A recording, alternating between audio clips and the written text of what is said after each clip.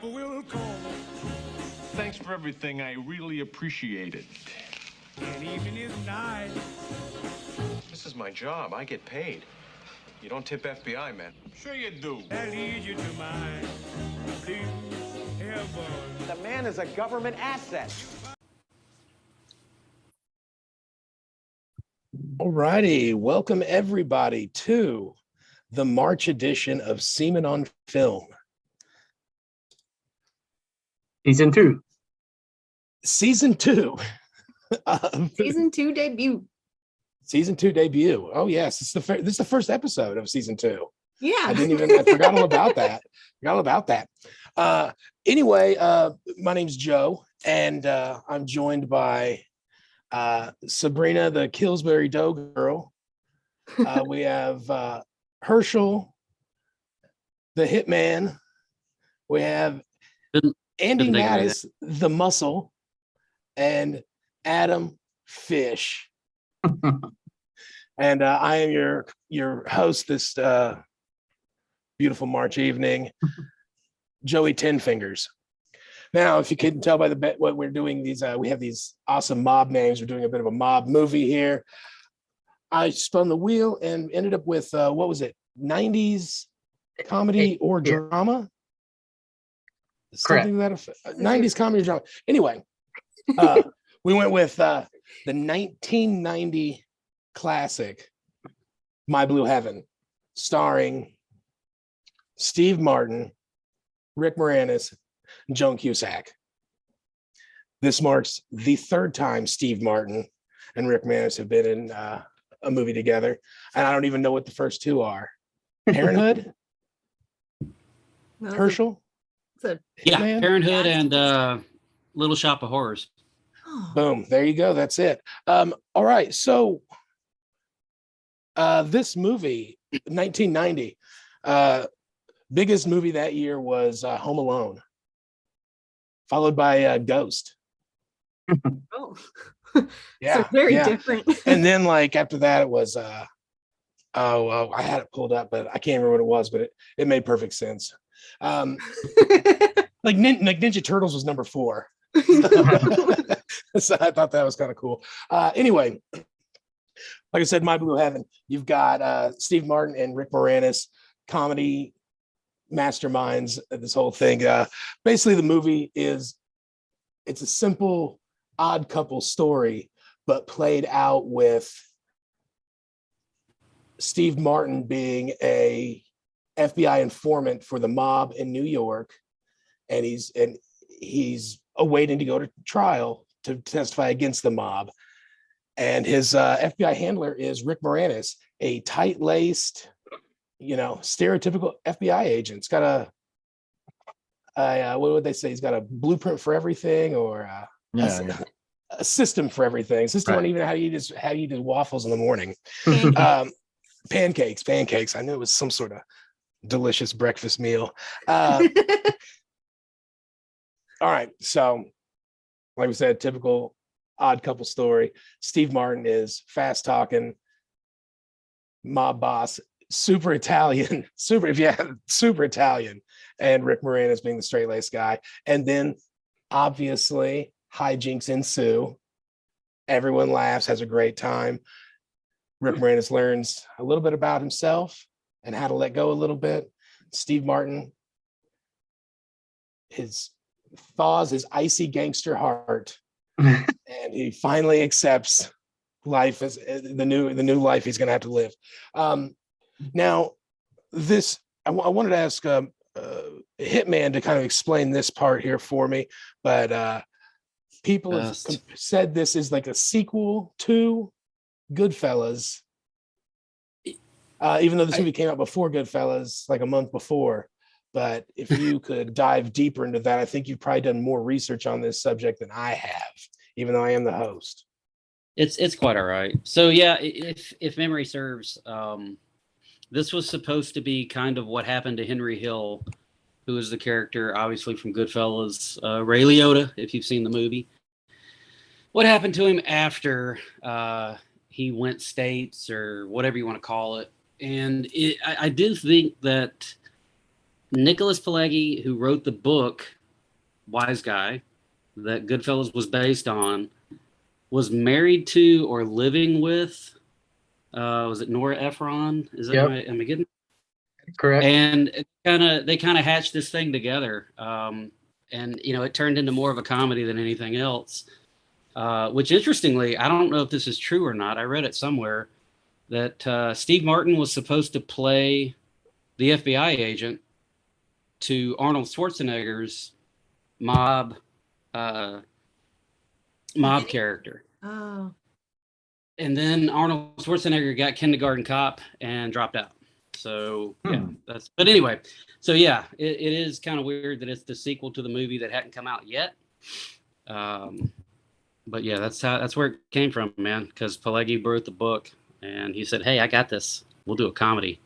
According to Chris's notes, Henry Hill was angry about this, and he asked not his name not to be used in the movie. I mean, that's probably good since he was in witness protection at the time. Yeah. A little bit of sense. Yeah, I guess I could kind of gloss over that real quick when I was doing the like a real fast synopsis. But yes, Steve Martin is a ex-mobster in the witness protection program in like a suburb of like San Diego, I think is where they moved him from New York to the suburb of San Diego. And this is like suburb of San Diego, 1990. I don't know if anybody paid attention to like the background of San Diego or this suburb. There was like farms. I mean, it was a very boring little small town vibe to it. I'm sure now I'm not a San Diego native or even a frequent visitor, but I could only imagine that it probably looks nothing like that. And maybe in 1990 it did. I don't know, but this is like it looks more like suburban middle America than it did San Diego. But he's having a culture shock, obviously. Fast talking New York guy in a small suburb town, mowing his lawn in like his perfectly tailored suit. Going grocery shopping is an adventure for him, and he cannot seem to stay out of trouble, and he gets arrested for stealing a car. That's when Joan Cusack enters the picture, and she is the district attorney for that city, and she wants to throw the book at Todd, which is Steve Martin's alias when he's in the witness protection program. But in steps in Rick Moranis' character and saves him from getting the book thrown at him, pulls him out. He's got it, this, that, and he has to be in New York to testify against the organized crime.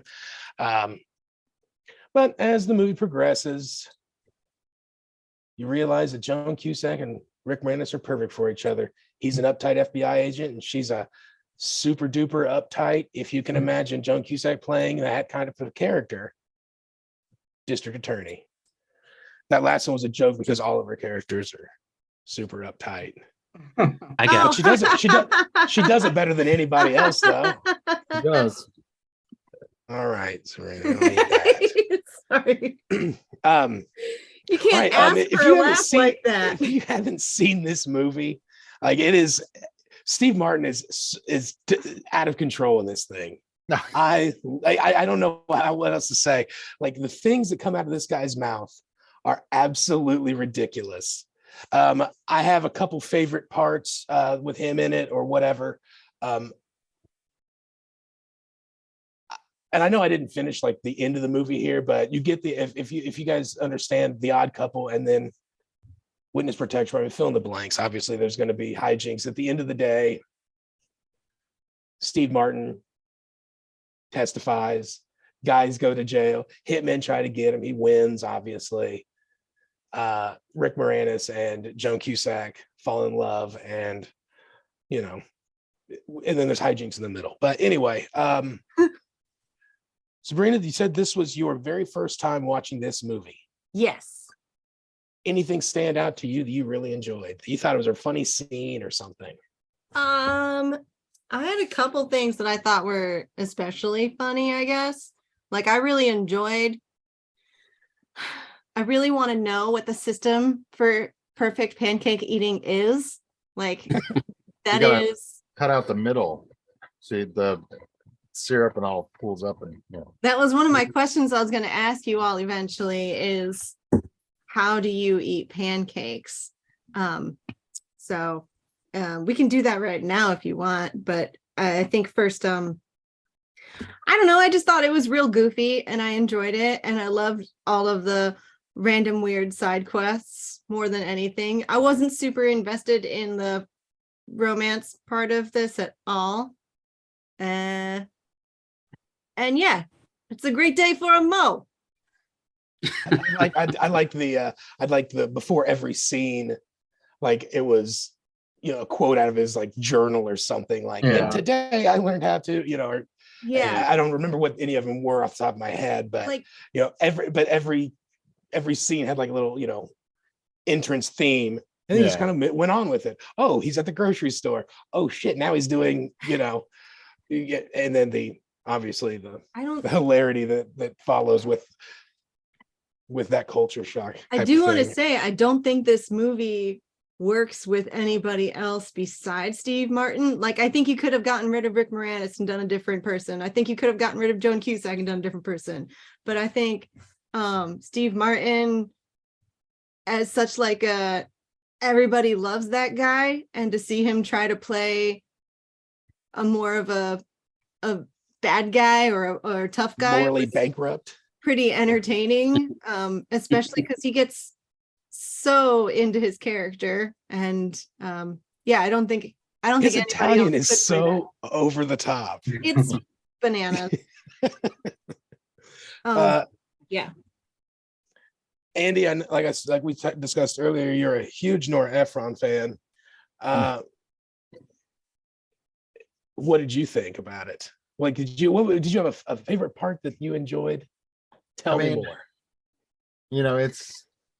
It's a fun movie. It was definitely that sleeper film. Like, I hadn't watched it since, I think my family rented it like either one night that my parents either went out like on a date night or whatever, and we had a babysitter, or we just, it came out to the, corner video store. We rented it for the, weekend entertainment. So it'd been easily 20, 30 years, since I've seen it. And it was, you remember like the fun of Steve Martin and Rick Moranis, like in some of their comedic prime, there, because this is like Honey, I Shrunk the Kids and like everything else that we knew Rick Moranis from like early on, in our lives at least. So it was definitely fun. And then just kind of this time not knowing that it was a sequel of sorts, like the added level of like humor to that and like putting more pieces together this time. It was a fun experience.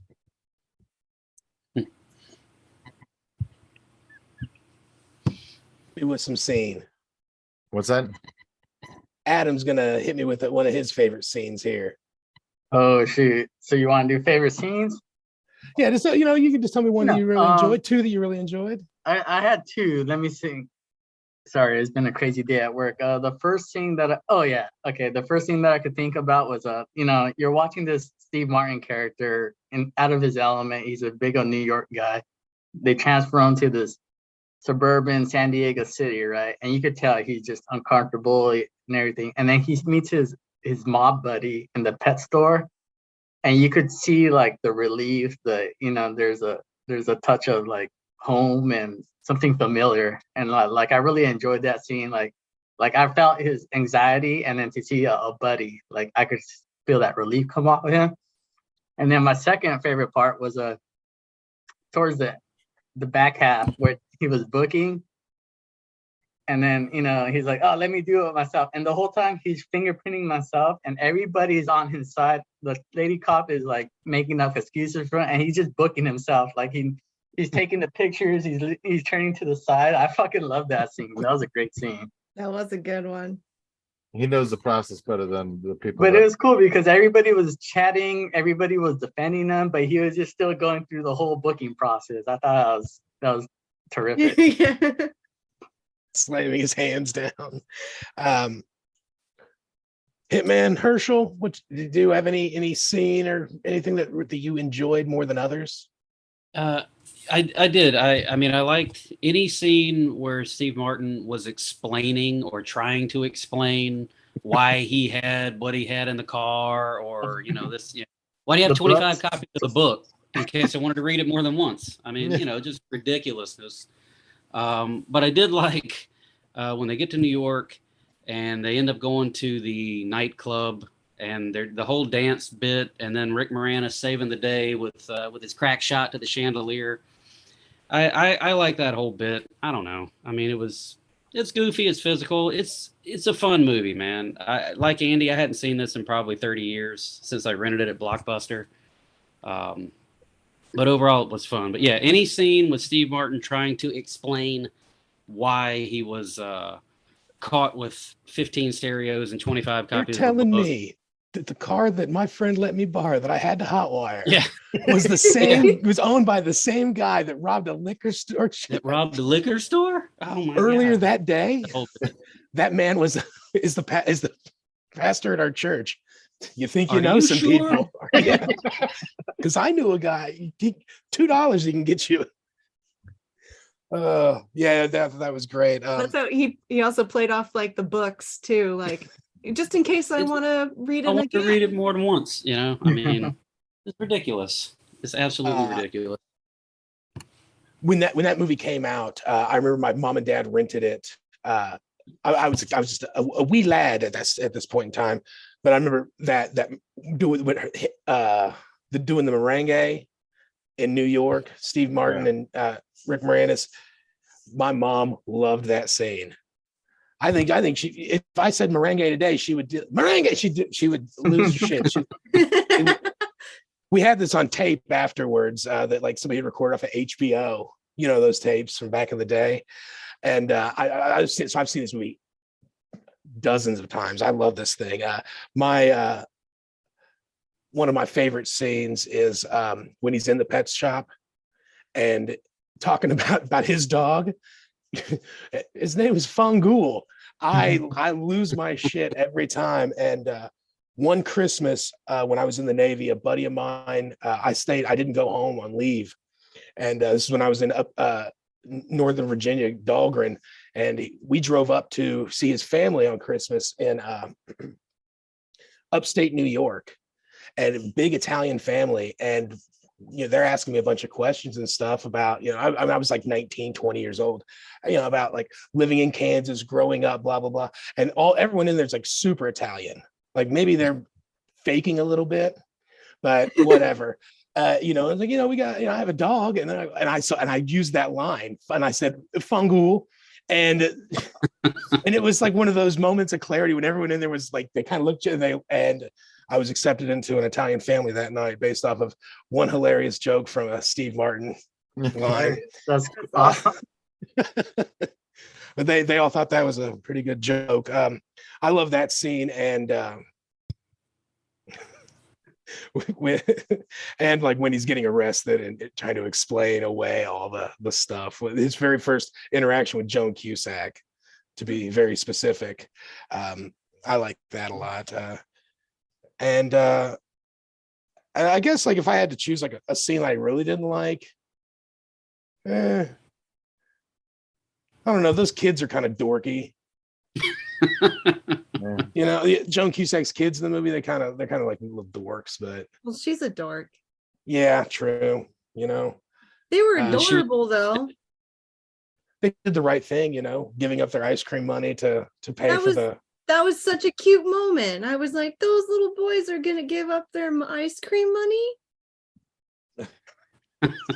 so That's sad. so sweet. I agree. They really want that baseball team. And They just needed a good field. The good right? field. They really want the baseball field. yes, and the big crime here that they're getting back into is charity fraud. So, collecting all the loose change of the people of this wonderful city to try to put a baseball diamond in, and you got Steve Martin pocketing it. supposedly. Yeah. Allegedly. Yeah, allegedly. Yeah, Steve Martin's Italian is fantastic. But that if I had to choose, yeah, I don't know. I don't know if there's really a bad scene in this movie because they're all kind of just like short clips and they just, Yeah. bang, bang, bang, bang, bang into the movie. Yeah. I don't know. Was there anything that you guys didn't like? I'm not asking you to give, say this is the best movie you've ever seen in your life, but No, No. I mean, like the only thing was just kind of having watched enough other, I don't know, not crime dramas, but like police procedurals and everything else. I've been on a huge Blue Bloods tear and then like watching other cop shows and whatever else. Like the Joan Cusack, like being this, even though she's like small town DA, she's like not like it's a pretty wild like exaggeration of what the DA does. It seems was my only complaint. I would say, like they're normally just getting handed the cases and then they're just trying to figure out what they can win. She's not like drawing up charges on people per se. Like law enforcement brings the case of, what they're trying to nail guys with, and then when it goes to court, in that sense. But yeah, Yeah. otherwise it was pretty good. I feel like you have to suspend a lot of reality. Right, yeah, for it's this kind it's of a comedy movie. and everything else, so it's like the character dynamic works in that sense. But in the was she the DA or whatever? Yeah, maybe not. how about that scene where he goes grocery shopping for the first time, Gets the price gun, gets that price gun and puts 39 cents on all those steaks. That was clever. Like a whole cart full of steaks comes like Yeah. $12. What do you tell Yeah. that lady? He picked up the girl, told her that she'd melt the entire frozen Yeah. food section. Shouldn't be hanging out here. When he met Shelby. I was like, that is the Okay. one line in a grocery store that might actually work. Like, That's because he looks him in the eye, though. Exactly. Moranis' problem. yeah. Yeah, all it throughout takes. the entire movie, you got Steve Martin giving life lessons to Rick Moranis on how to be a better individual. He takes it to heart. It makes a real change. Herschel, you had something you were trying to add there? I don't know. No, it's the looking in the eye. My wife watched the movie with me when we were watching it, and when it got to that point, when they're in there in the meringue and all that, you just got to look him in the eye. And I looked over at her. I was like, really? That's all it takes? That's it? Just look him in the eye. And it's worked ever since. Ever since a week ago, it's worked. Look her in the eye, get anything I want. That's it. It's done. Yeah, So, you hey, see me as an equal, Proof positive right there. There you go. See? Yeah. All right. I could do that. Don't look down though, ever. Yeah. I mean, I'm pretty short, so it's pretty much the same. I forget if anybody's short or not in this setting because I've never that's what- actually met any of Powering you in life. individuals. Yeah. All 5'7". Whopping 5'9" on the internet. On the internet. Pray for 5'9". Adam, you got anything you want to toss in here? You think you I got like more this one? nitpicks than actually More nitpicks. than Hmm. things that I didn't like. Okay, let's hear it. Revolvers, like stop using revolvers. It's yeah, 1990. I mean, come on. I wish there was a more of a antagonist. Like he's on the run. He's in witness protection for a reason, and they kind of wrapped up that storyline fairly fast. And then Steve Martin's over the top Italian. Like I get it, but I hate over the top shit. That's why I don't like the Water Boys and things like that. Like It's too gimmicky. I'm fucking boring, man, when it comes to comedy. So those were my big. I didn't care for the merengue scene either. What? 1990, Yeah. that was a big deal. I know. Like that's a huge part of the whole thing, man. I Like know. that's like climax, you know? I mean, Jesus. All Adam right. doesn't like dancing though. Maybe that has a play into it. Even when it's other Probably. people, I mean, I get it if you Yeah, don't like doing yeah. it yourself, but other people. Too many clothes were kept on. Oh, Yeah. I mean, it is merengue. But he'll watch an Usher video 10 times in a row. I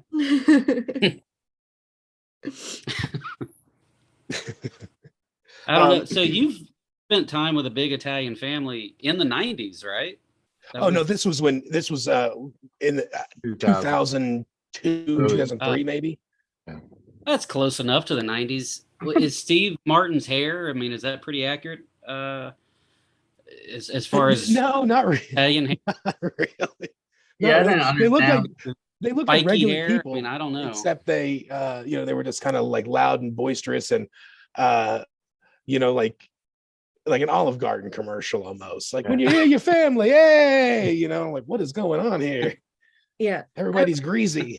I went to I spent a weekend for Easter weekend with an Italian family one time, and they were Catholic, and so there was the big old service in the morning, and then there was cooking all day long and eating all day long, and this tiny little woman who was grandma, and she only spoke Italian still, and you had to eat whatever she put in front of you, and everyone was trying to convince me the whole day that they were linked to the Mafia, but I started to think that maybe they were. And it just became a big old thing. And I was like, I am just going to get out of here as fast as I can and be as pleasant as possible the entire time. It makes you wonder if Italians are being stereotyped in movies, or if they're watching that and then they're like, well, yeah, that's the way we need to be acting. I don't know, because it was almost like super spot on. They, Well, that they was kind of like, played who into it. begat who? With Godfather was a lot of that. The family I hung out with, they kind of played into it so hard. And then like the guy I was hanging out with, his dad had some sort of money business, but he couldn't. I asked him what he does, and he said Don't worry something about about he deals with money, was what he said, and he couldn't go into any more detail than that. And I was like, gonna trust you. But they had like dirt bikes in this like 3-story home in the country in Pennsylvania, and like all sorts of shit. And I was like, they had a nice pool in their backyard. I was like, I'm just gonna hang out Management. in this really nice house, and then I'm gonna leave when this weekend is over. Oh, Italians. All right, so I guess we're gonna move on here from excuse me, of what we hated and what we liked, unless somebody wants to toss in some more hates or more likes. I'm all for it. Any more scenes anyone liked? Okay. How about that scene where you're teaching those kids how not to throw your money around at the ballpark? That was pretty funny. I got one more nitpick.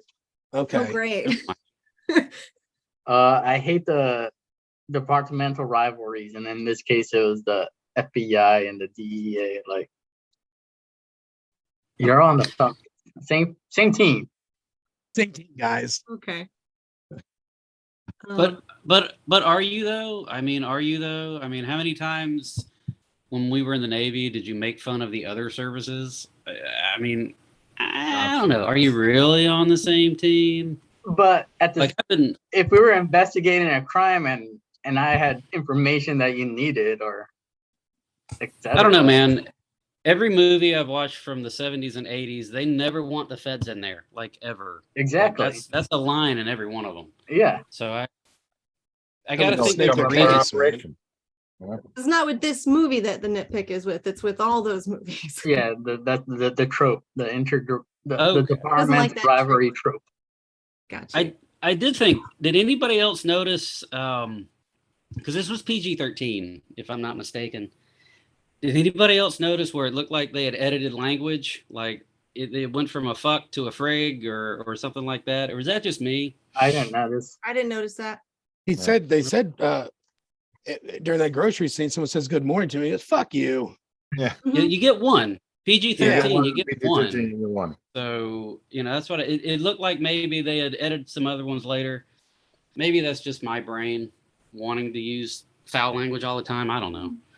I might have Look like just not noticed because it was my first time ever seeing it, and it's so gimmicky and everything that it didn't cross my mind. Can I do a hot take now? Yeah, give me a hot take. I think Rick Moranis killed this role. I think he was the best part of the movie. And if I wish he was 30 years younger so you could take Martin Freeman's role in the MCU. Oh, okay. As Ross Yeah. in the Black Panther movie. Okay. Yeah, he would be a great character. I wish Yeah, I wish Rick Moranis stuck around and gave us more stuff. I mean, what was it like? I believe like his wife passed away and then he just kind of quit acting to be with his kids. I think Yeah. he killed How it in dare this he? movie. Well, I think he quit to take care of her at first, and then And then went raise from- his kids the rest of You know what I mean? It's such a it's such a crazy story that somebody would do that. And I mean, the guy it wasn't like he was hurting for, he was Yeah. still a big Ghostbuster get. money, It was. Yeah. I mean, and Honey, I Shrunk the Kids, I mean, he was still making movies up to that, the point of him just being like, I'm done. And he just disappeared, and that's pretty crazy. I mean, like, I don't even know if he did interviews or anything. Like, why aren't you doing this anymore until years later? seen it. When somebody had mentioned his wife passing and all of that. Well, But I'll agree, man. He killed it. I've loved that dude since SCTV and Strange Brew. I mean, he's awesome. Yeah. Yes, I like him quite a bit. Big fan of his work there. I think my least favorite was the DA character. Like, I didn't need that. Like, I just wanted more of them buddying around together and Vinny pulling one over on what the Rick Moranis's character constantly. I just wanted to keep tricking him into like shenanigans over and over and over again. Hands off. The pants off Yeah. thing. He's like, you gotta get these taken care of right now. I'll be right back. I never realized how fucking huge Joan Cusack was until she stood next to Rick Moranis. She's fucking She was a solid. I like that a lot when he had to adjust himself on the steps because So my he could wife reach makes your- fun of my height a lot, so And it worked out. And this was back when like shoulder pads were in fashion, and like that just made her look fucking jacked. Like, A linebacker. yeah. Yeah. Yeah, I think For there was like sure. one scene where she had like a tank top on when they were at the baseball game, and I was like, oh, that's her real like silhouette there.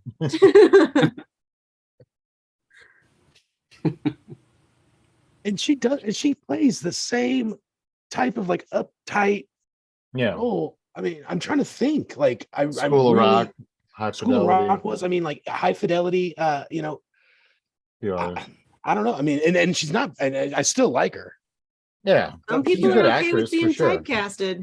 It's a But steady job. She does a great job being the uptight DA, the uptight school principal, the uptight whatever she Yeah. did for another job in another movie that she was uptight in. And if you're good at something, lean into it. Yeah, If that's what's going to get you hired, then do it. Yeah. right. So, I Danny have a Trejo made a question. career being a crazy looking Mexican dude. Yeah, exactly. Chris Walken has played the same person for 50 years. It's a steady Will job. Ferrell's not doing a whole lot of branching out, but everybody's good with it. I'm good with it. Can I ask Oh, a go ahead. question really quick?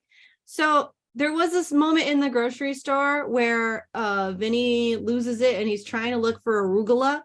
And I went up to look the quote up because I wanted to see that quote. And everybody, It's not a vegetable. they're saying arugula, the green leafy thing, or they're saying a rugula, the cookie.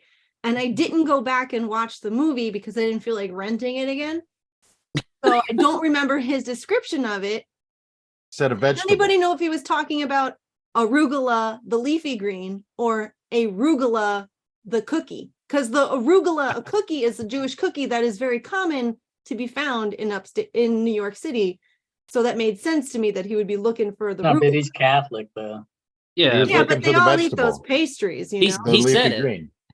he said it. It's a vegetable. He said Yeah. it. So- Ah, okay. I couldn't I haven't remember had the arugula in full. weeks. I couldn't remember Yeah. the full spiel. All right. Yeah. Thank you for Yeah, clarifying. because the manager looks at him like confused, like, what is that? It's a spicy leafy vegetable. green. It's delightful. Which is interesting because I would think in San Diego you can't get away from vegetables. I Well, don't was know. he in San Diego? Because didn't they talk about baseball and about sometimes the Padres. Yankees come to The play Padres, yeah. Where are the Mm. Padres? San Diego. San Diego. Yeah. Oh shit, never mind. It's okay. It's all right. That's why we do these things. It's educational. We're all learning something New all the Mexico time. or something. Which You know, is anybody can blow similar. a 7-run lead. Sabrina might be the Josh Cole of Seamen on film. He seems like an okay guy. He is. Nobody said they Josh is a didn't great- like him. You know, Um, he's just Very special. cool. Now, Adam, do you want to roll into some of this EMI stuff, or do you want to do the ratings, or what do you want to? How do you think we should go? Move How on. do you I don't know. want to What do you want to do? I kind of want to do like unanswered questions, if Okay. anybody has them. And I have one. Okay. Was Steve Martin's plan to make the baseball field like set from the beginning, or did he just start pulling stuff together once he got caught for the scam? Like, was his intentions to build the baseball field since he started the initial donations, or once he got caught, did he use his mafia smarts and connections to bring all the construction in, so that by the time they got to the field, he would look like a good guy? That was my one question too, really. You could argue it either way when you think about it. So you're building this, redoing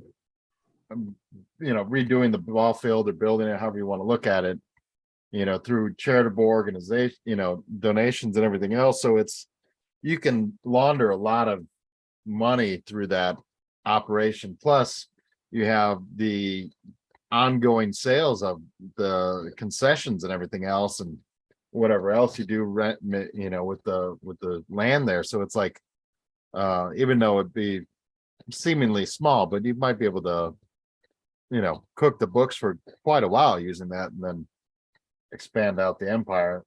But he also could just be doing it because, he fell in love with this little town. He found out half his friends have been relocated here coincidentally and everything else. So it's like, yeah, you know what? Why not give it a halfway honest shot? What do you guys think? I kind of think it doesn't matter whether he started out with those intentions, whatever his intentions were. I think Because the it does. point- Well, let me finish my sentence. Because the point of that was that he comes to the right conclusion and makes the right decision in the end. And that wraps up the story and sets him up for the rest of his life.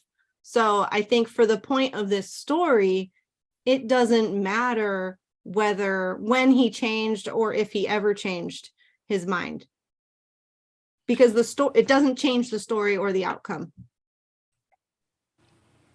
I think she's right, but did he come to that conclusion because it was the right conclusion, or to avoid Yeah, prosecution? exactly.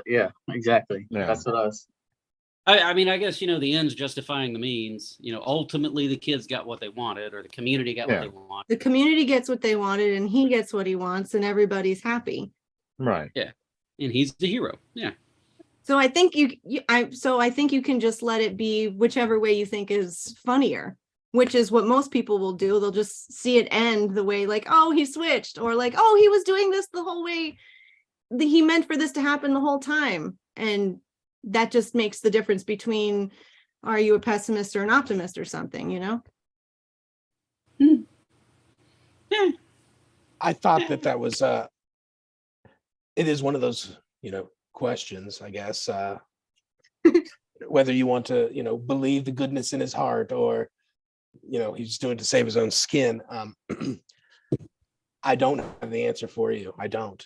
But I do know for sure, 100%, that by the time that they showed up and saw that they had already broken ground on this thing, that this is a huge surprise. So one, they've already broken ground on this. You're telling me that in California, of all places, you have not needed to even think about a building permit? You have not even taken this by the city council? You have not gotten the zoning permit? That's one. So it makes me wonder if that was the intention all along. He knows a guy. Or maybe it was his intention to do it all along, because for sure, 100%, they had a sign that already called it Vinny Antonelli ball fields or whatever it was. Like there was a sign already made.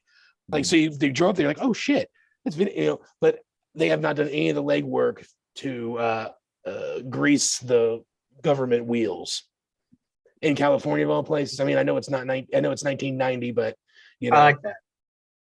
So, And, Or maybe he did, and that was where the bulk of the money went. I mean, yeah, there are many things to consider here. But I'm also willing to suspend belief because it is a movie and not think about, no way, the government would never say that you could just build a ball field for no reason. Like, all right, get out of here, Joey Tucker Carlson. my second question, Andy reminded me, is like, are we to believe that they're putting all these mafioso Witsec people in the same town, or are they in the same general location and they kind of met at this central restaurant or whatever? Yeah,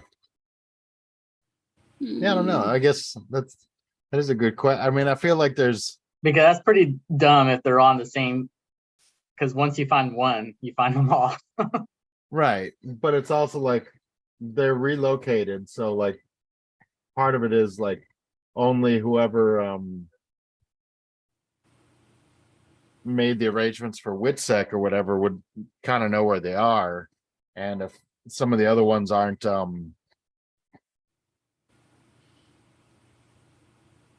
part of any ongoing investigations, these people like all accrued over time too, was the thing. Like the one guy said, it's like, I get that $2,000 a month or whatever.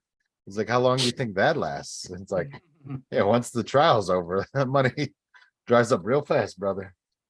So I mean, like, kind of once your usefulness goes away, like you're just, for lack of terms, lost in the system. So it's possible that I think there's a little bit of it too, like maybe they're all within like neighboring suburbs, and that's the one Italian restaurant remotely worth the damn for them to get into and do something with it, I guess. I don't know. Everywhere can't be an Olive Garden, man. I mean, I'm sorry. Yeah. When you hear your family. Should I go through Chris's notes? Yeah. Oh yeah, yeah. Rattle off some of that. Well, I mean, you've read them. You tell us. Yes, You can pick one. some. You don't have to do them all. You can cherry pick I'm this sure stuff. there's I mean, I'm plenty. sure he's all about it because San Diego was mentioned 1,000 times. Hold on. Let me do some push-ups. Let me invoke Chris and let me do some push-ups so it looks like I'm sweating for no reason. And then That's ballsy, man. The roast to Chris. Let's get it going. really quickly, he writes, we soon find out that Vinny's wife is leaving him as part of a prearranged plan so Vinny could get the big house and extra witness protection spouse allowance. He says that sounds like an A-school marriage.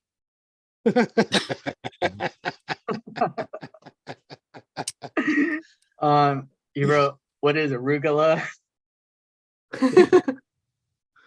That's bullshit. He lives in Southern California. Come on. Yeah. And then he wrote stuff like, "Have you ever worn a suit while mowing the lawn?" And that was addressed specifically to me, so I feel like there's racist connotations. Are you Italian? I mean, Wait, what was the question? I spaced out. Chris was talking, so. He asked me if I ever mowed the lawn while wearing a suit. Oh. And then I feel like I should at one point. and then yeah, I'm not gonna go into his last two because then I'm just playing into the stuff we don't like to hear. So I'll censor him when I can. All right. Wow. That is funny. It is just like a high school wedding. Yeah. Oh yeah, we got married for the extra BAH. Yep. Ka-ching. And I get to live off base. Yeah. Nice job, military, for making it lucrative for children to get married. I take it back, not children, adults that are way too young to be making Young decisions adults. about that. Yeah. Oh, he does say Children Chris, at heart. Chris does say this movie makes me happy. Another great movie I've watched dozens of times since I was 13. It's a fun. Steve Martin is great as always, and this was an amazing pick, Joe. I want to know how much time does he spend? He says he watches movies dozens of times so often. Like, I believe him. how? Some people don't watch like TV shows, Yeah. like, some Okay. people watch The Office 50 times. That's people read true. books. All right.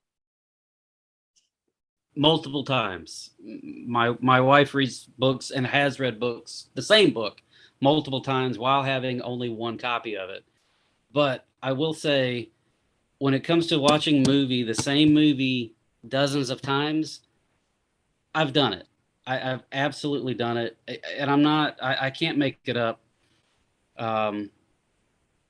I have watched First Blood probably Monday through Friday when AMC was on one of their rolls, and I had it on every time. But So sit down and watch am I because actually? I'll put on movies and then walk away and keep it on in the background. Well, and that's what I'm saying. So I think it's a actually mixture, yeah. watching, Okay. it's a little bit of both. It's a little bit of both. I mean, I don't know that it's cool that you're calling him a bullshitter, but I mean, it's cool. That's fine. Whatever. No, I seriously don't understand. Like, this just so time consuming to say that I mean, just you think watch of something a million times. I spend a lot of hours playing video games. That's not any more productive than watching a movie, 2 or 3 movies in that same It's time. not that's about true. productive. It's just almost every one of these movies he said he's watched them like a dozen times, and that's just because we're picking bangers. a And there are a lot mind-boggling of old amount ones, of too. movie watching. It's not like we're How picking much anything time did it super take new. you to arrange that wall decor you've got behind you? I mean, come on now. That's Hey, Adam. you're a nerd. That's Adam. Right? Fucking nerd. Oh, Herschel, before we hit What? record, you were all about how much of a nerd what Adam is with me.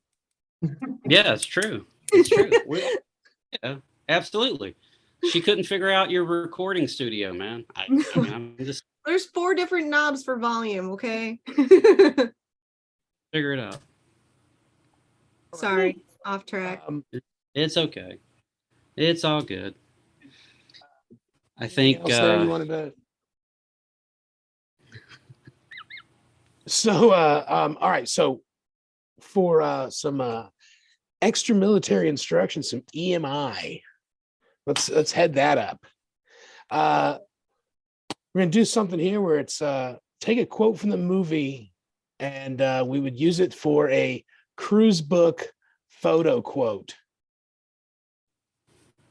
Like kind of like high school does these days. I don't know. We didn't in my high school back in 2001 when I graduated, but maybe the newer generation does it. I don't know.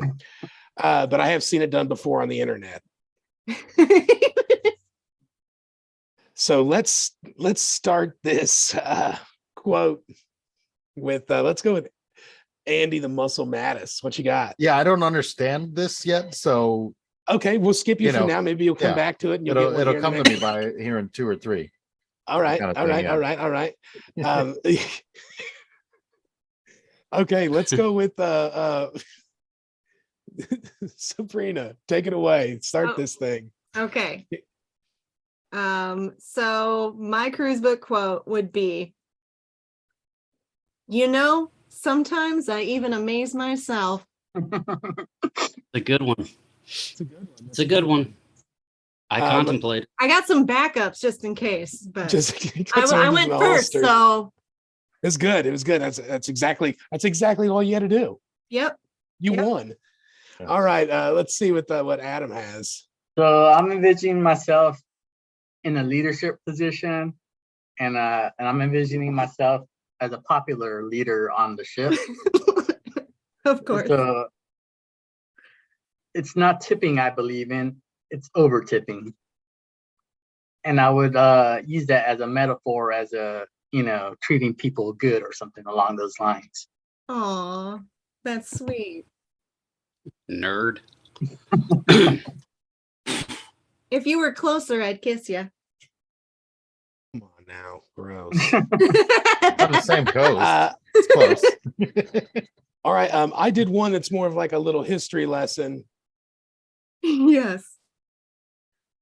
Thanksgiving is very big in Sicily on account of the large number of Sicilians who went to America, then got thrown out.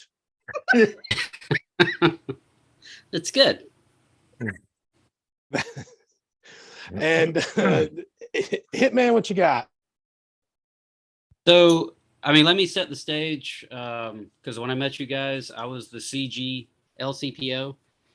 So mine was, I don't know what that means. I never touched a gun, and it is that fact and that fact alone that doomed me to middle management. That works so well. That's a good one. That's a good one. I like that. Andy, I take it you probably didn't get one in the last 3.5 minutes. I don't understand, like, am I taking a quote from the movie? And Yes. Yeah, it's just a quote Okay. from the movie. Well, I would just say, I know a guy that can take care of that for you. That's a good That's one. a perfect That's book. perfect. That's Yeah, it. yeah. All right. And that's good for a cruise book because that's, somebody You always knows know a somebody that guy. can do. Yeah. There's Yeah. always a guy on cruise that knows a guy that knows a guy. All righty. Did Chris send you one? Yeah, No. how about Oh, yeah. Chris? I don't think he did. You don't think he sent you the cruise book quote? No, he just did the nicknames, and Can then he wrote 17 paragraphs on why he liked those nicknames. Oh Well, Jesus. that's good. At least he was thorough. Can I tell you guys one that I thought was really great, but I didn't want to use as my cruise book quote? Sure. I am the worst case scenario of Thomas Jefferson's dream. I couldn't That's a remember good- the context of that. It's just that he's explaining how he's taken care of all the freedom. Oh my God. Yeah, that's a lot. Yeah. Goodness. What the?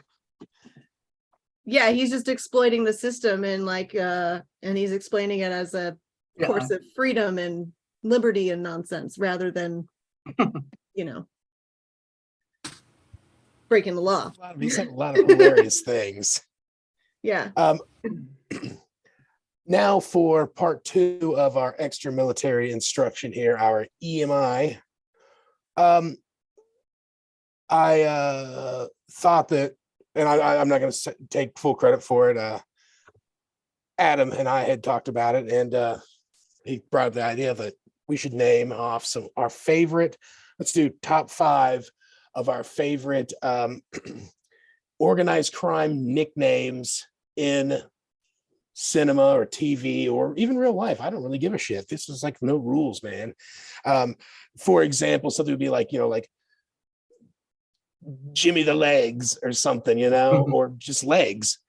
Yeah. So like 5 super cool mob organized crime nicknames.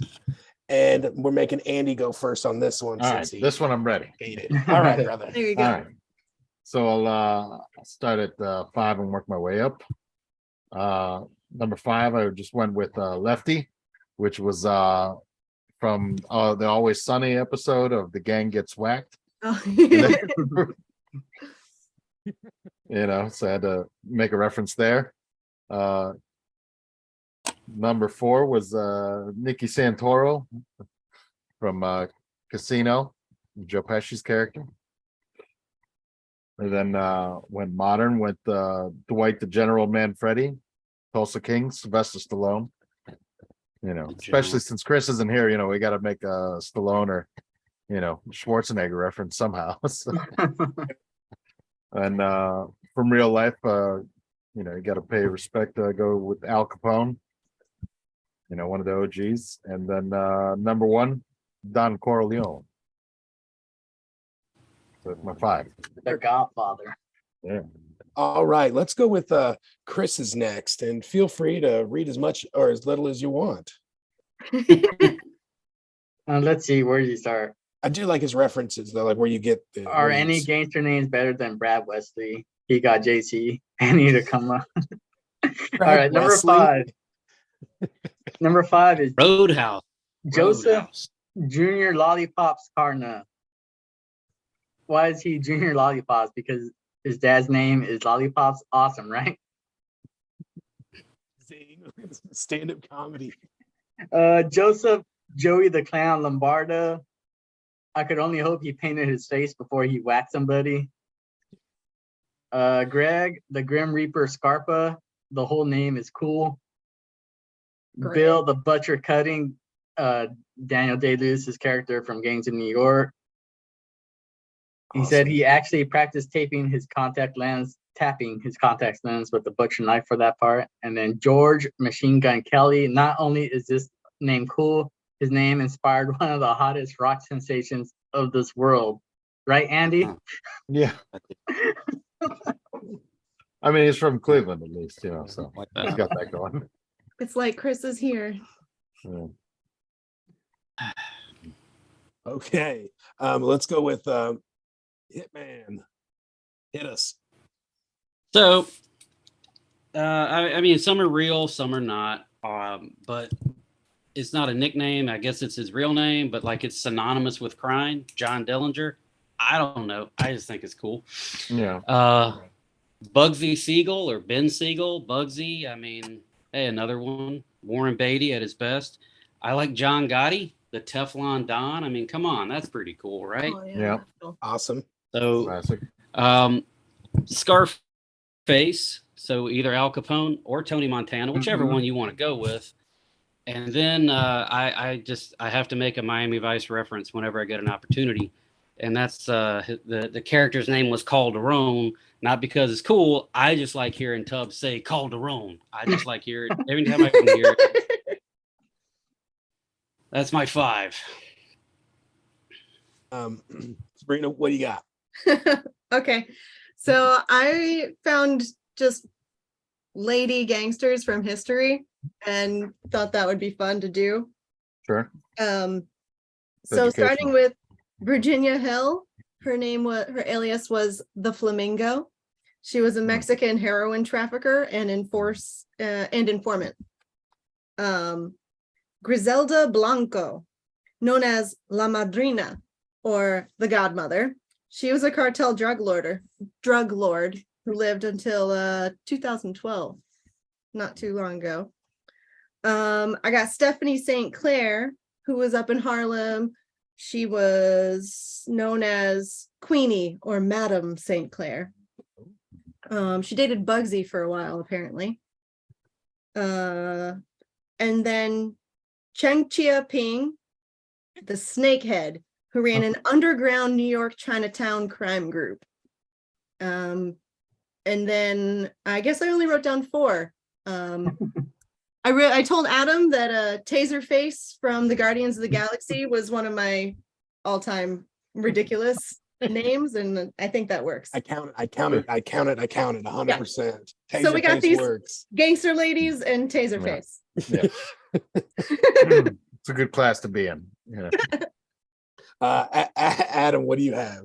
I want a little mixture of like cool sounding nicknames, not particularly gangsters that I enjoy, but here we go. Since Chris already said it, I'll start off with William Bill the Butcher Cutting from Gangs of New York. I always like to call back to movies we've seen previously. So from Smoking Aces, I went with Pascual El Estrago Acosta. From Dick Tracy, Prune Face. Oh, From Spider-Man, Wilson the Kingpin Fisk. Oh, And then from Rounders, Teddy KGB. good. Those are Solid. my 5. It's me, correct? Correct. All righty. I went with Johnny Roast Beef from Goodfellas, played by Johnny Williams. I went with from Snatch, Bullet Tooth Tony, Vinnie Jones. From Dick Tracy, I went with Flat Top, I was gonna, yeah. played by William Forsythe. We got Reservoir Dogs, Nice Guy Eddie, played by Chris Penn, and then also from Snatch, Freddie Four Fingers, Benicio del Toro. And man, there are some really good mob names out there. Like Googling them, I'm just cracking up. Like some of these guys. But I think that kind of really wraps this up, doesn't it? We still got reviews, so let's jump right into that, and then we can discuss the next month or whatever. We've been out a couple weeks, I guess. It's almost damn near next month. Halfway. All right, you know the rules. 1 out of 10. How you feeling? Let's go with Herschel. What do you got? I liked it, man. It's fun. It's an easy watch. I mean, it's good to have on. 92 minutes, I believe. Yeah, it's quick. It certainly doesn't take very long, and Lord knows I can watch it dozens of times since Chris isn't here. I would go with 6.5 Dixie cups overall. Sabrina, hit me with your rate. Ready to rate. I think this was an enjoyable movie. I would have never, ever, ever, ever known it existed or chosen it. That being said, I'm gonna give it a 6.5. It's a movie I would not watch again, but it's not a movie I'm gonna actively choose to watch again. But it was good at what it was supposed to be. Tell your friends about it. That's all we ask. Yeah, 6.5. Chris, what's Chris got for his rating? He gave it with no comments. He straight up just gave it an 8.5 Dixie cup. No comments. No comments. I know. All right. That's a pretty strong rating for That's a pretty no strong comment. rating. I know. Movie speaks for itself, apparently. Yes. Adam, what do you got for us? Yeah, so great pick, Joe. I've been enjoying your pick so far. I'm not trying to suck up or anything, but the only thing, like, I really do not enjoy Steve Martin's over the top Italian accent, and that's enough to, like, if I'm not in the mood to hear over the top shit, I'm not gonna watch it. But other than that, this was a great movie, and I'm giving it a 6.5.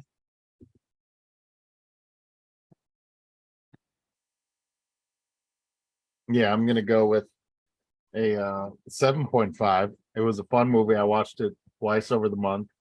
It was that sleeper. Like, I hadn't thought about the movie in a long time, but like as soon as it started coming back to me a little bit, and then like appreciating it more now, knowing the tongue-in-cheek intentions of the film being that sequel aspect, and just kind of like the pacing's good. It's the old school 90-minute comedy.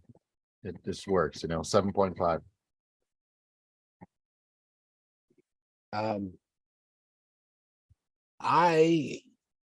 Like I said, I had this movie when I was a kid. I've seen it a bunch of times. I love this. I have it on DVD. I bought it when I was in the Navy out of a bin at Walmart, so I could show my roommates at the time this movie, because either you slept on it or you didn't watch it since 1990 when it came out. Yeah. And I'm really glad that everyone else has also enjoyed it. I knew that Herschel and Chris would, and I figured Andy would too, because he's a huge Nora Ephron fan. I don't know why I keep saying that. I have no idea if he is or not. We're just Like- going with it. It's canon now. Doesn't even It's say just anything. canon I have no idea if Andy's a huge Nora Ephron fan. Had Who no loves idea. League of Their Own. But even, like I said, I love this movie. I really enjoy it. It's funny, and it's. I don't think it's the best Steve Martin comedy, but it's up there for me at least.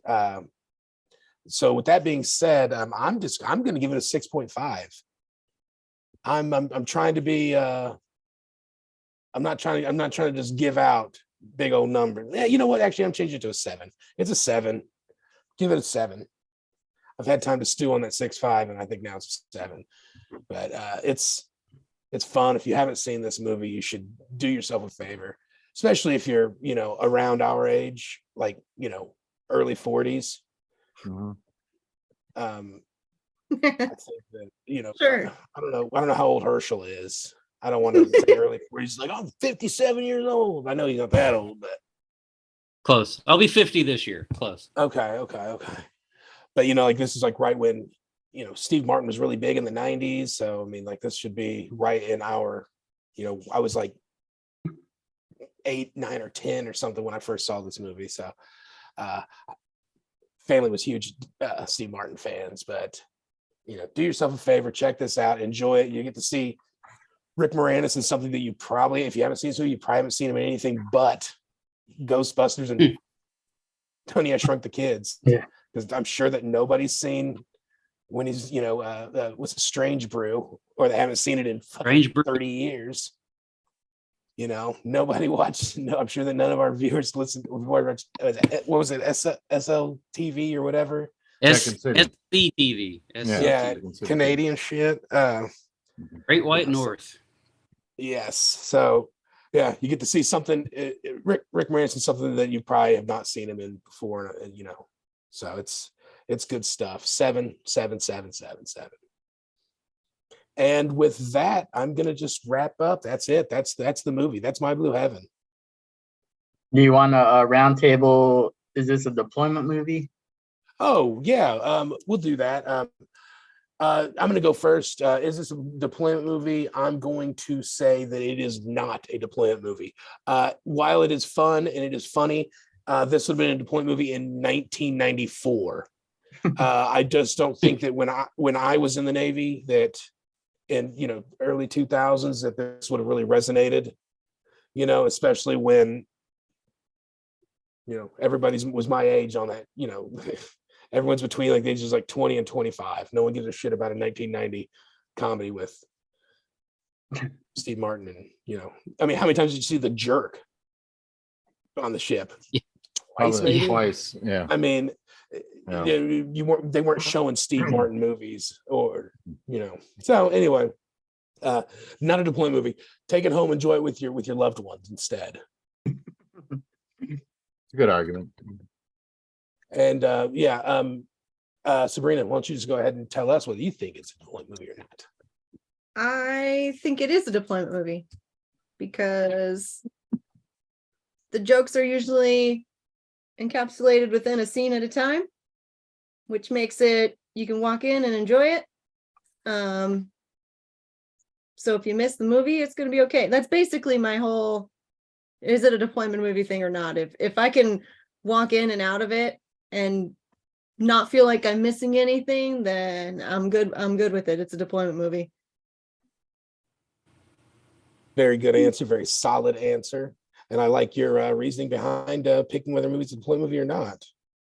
I think that makes good sense. Makes perfect sense. And It's every scene. delightful if I stop for New 5 scene. minutes. Joke. New scene. Let's continue. Adam, what do you got? I'm gonna say it's a sleeper deployment movie, and like if you put it on at the right time, like a holiday routine after like rough seas where everybody's just kind of lounging around, and one of the IT guys or Seamen throws on this movie and just catches everybody at the right time, I think that it could get around. So I'm gonna say yes. Herschel. I'm a little bit torn because I think there are good arguments for and against. I think it's maybe a little too wholesome to be a deployment movie. Um,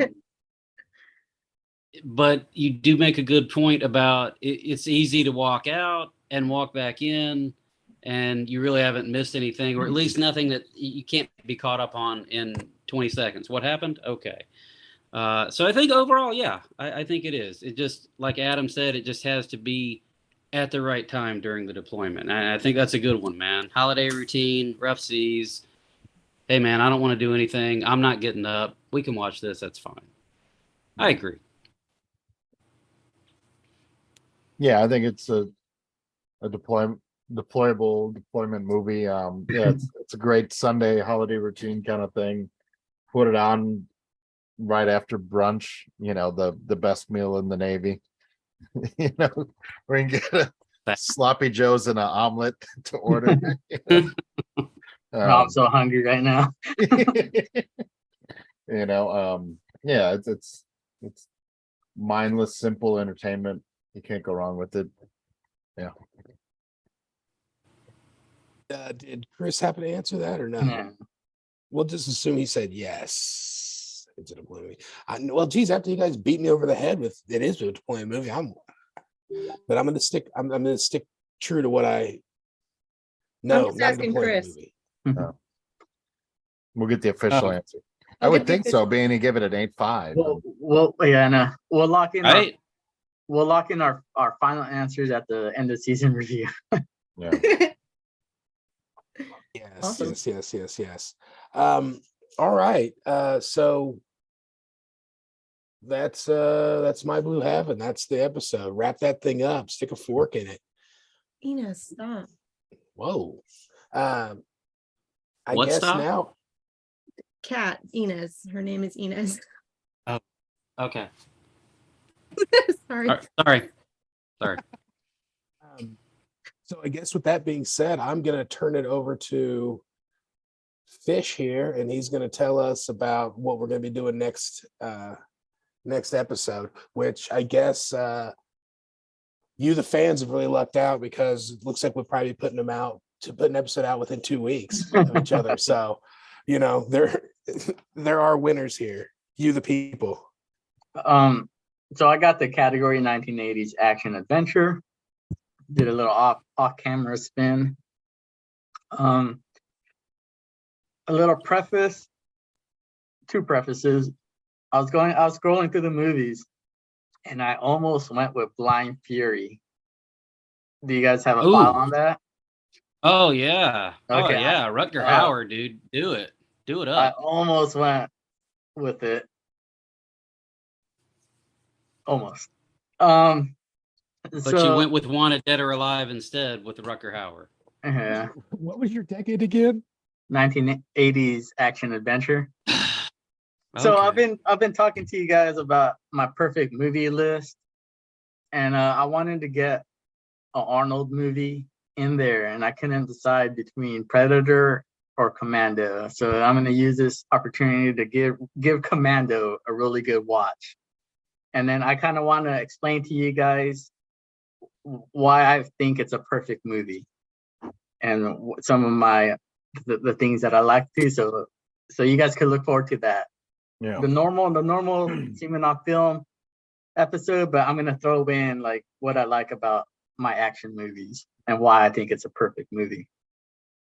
Did you have something to say, Herschel? Nope. Oh, okay. Please go. Okay, so 1980s action adventure. My movie is Commando by Arnold Schwarzenegger, and my top 5 is gonna be the top 5 antagonist, villain, layers, headquarters, bases, their top 5 retreats, if you will. Like Bad villain guy stuff, right? hangout or whatever. Yeah, their Gotcha. base. Top 5 bad guy HQ. My underground layer. hangouts. Oh no. And Anything else? who picks? No. Who picks after me? I think it's me. I think it's Andy. Yeah. we still do the cruise book quote? Yeah. Okay. Oh, okay. gotcha. Yes. Yeah, that was fun. Okay. And you're gonna have a plethora to choose from that I think will be relevant. Yes, I'm sure that Arnold's one-liners will be abundant. I would just like to say that if you want to do that one, we can do that right now. I mean, we can roll right into that I one. think so. And I think so too. I'm just Um, saying. I would like a chance to review it. Oh, Can fair you give enough. me screen sharing permission, Sabrina? Yes. No? One with multiple screen shares on. I've never had to give screen sharing permission before. Me neither. Multiple persons can share. What if you just hit the screen share button Oh, I got, yep, she gave me permission. and then Oh, no, you disabled it now. Oh, Yeah. sorry, because I accidentally. Okay, yeah, now you should have it.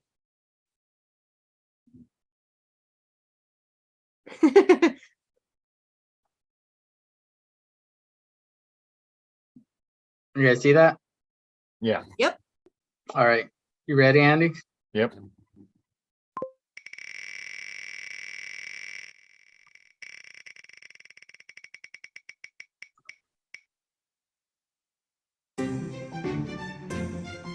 God damn, how do I get horror again? already?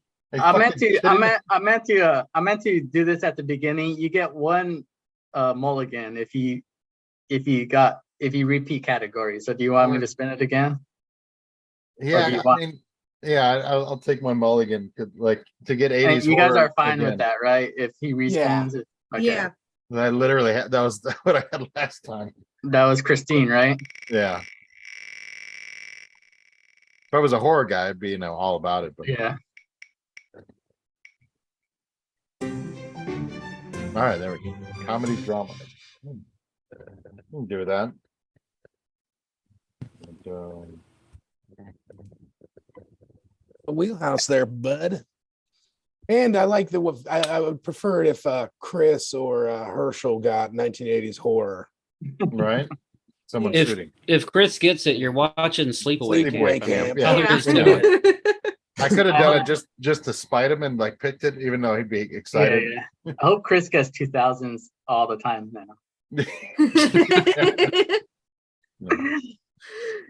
All right. That's right. I did. I think we're all set. Should I Yeah. stop recording? You guys want to say Uh, goodbye? Say Oh, Say goodbye. No. stay tuned, folks. Listen to our other Okay. podcast too, Average G.I podcast, and wherever you find your local podcasts. Check it out. Spotify. That was good. That was good.